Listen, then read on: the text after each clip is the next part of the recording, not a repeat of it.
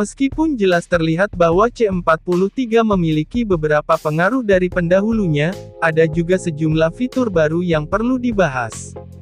Hal ini bukan hanya berpengaruh pada pengembangan tim, tapi juga menentukan arah yang akan diambil pesaingnya. Fitur utama yang perlu disoroti adalah sidepot dan tepi lantai. Sidepot tampaknya mengambil inspirasi dari Red Bull dan Ferrari, dengan ukuran dan bentuk saluran masuk yang sangat mirip dengan apa yang dilihat dari Scuderia pada 2022. Mengingat penggunaan power unit Ferrari, ini mungkin tidak tampak aneh. Tetapi alih-alih menggunakan solusi sidepot gaya bak mandi penuh yang terlihat pada F175, Alfa Romeo malah mencari inspirasi dari Red Bull. Hal ini tidak hanya hadir dalam bentuk solusi downwash ram tetapi juga pendekatan rak yang diambil dengan penutup mesin.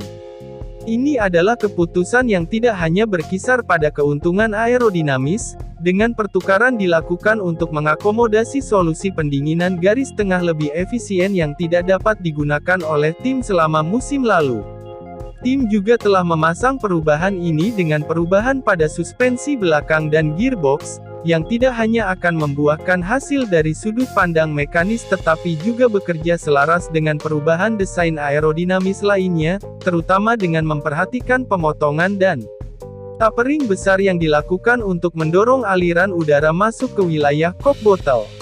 Anda juga akan melihat bahwa untuk melengkapi outlet pendingin belakang yang lebih kecil di bagian belakang mobil, tim telah memasang insang pendingin pada permukaan atas sidepot dan pada bagian rak penutup mesin. Bisa dilihat mobil dalam konfigurasi pendinginan yang lebih maksimal dalam foto-foto ini, karena tim lain yang mengambil arah ini musim lalu sering kali tidak membuka insang ini setiap saat, menggunakan panel bodywork yang dapat dipertukarkan sebagai sarana untuk melakukan perubahan tersebut. Sayap balok juga telah dibuat dengan geometri baru, tampak tepi trailing bergelombang pada sayap bagian atas, mirip dengan solusi seperti tubekel yang digunakan McLaren pada sayap belakangnya musim 2014. Tepi lantai juga berbeda dari apa yang dilihat musim lalu, terutama merupakan respons terhadap perubahan regulasi yang mengharuskan pengangkatan 15 mm. Jelas, tim-tim melihat perubahan regulasi ini sebagai sebuah kesempatan, daripada meratapi keuntungan yang mungkin hilang sebagai konsekuensinya.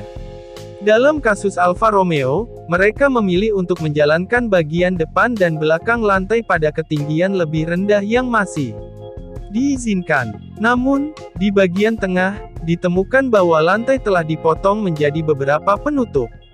Hal ini seharusnya membuat aliran udara bekerja lebih keras dan membantu menjembatani kesenjangan performa yang terbuka akibat perubahan peraturan. Seperti yang telah dilihat di masa lalu, meskipun ini tampak seperti pendekatan menarik, bagian mobil ini kemungkinan besar akan berkembang dengan cepat dan bahkan bisa menjadi versi awal dari apa yang dikerjakan oleh tim.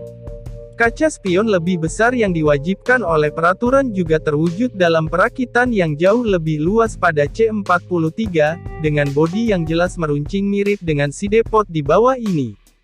Menyusul kecelakaan yang melibatkan Guanyu Zhou di Silverstone tahun lalu, perubahan telah dilakukan pada peraturan mengenai desain roll hoops mulai musim ini, dengan peraturan lebih ketat untuk 2024.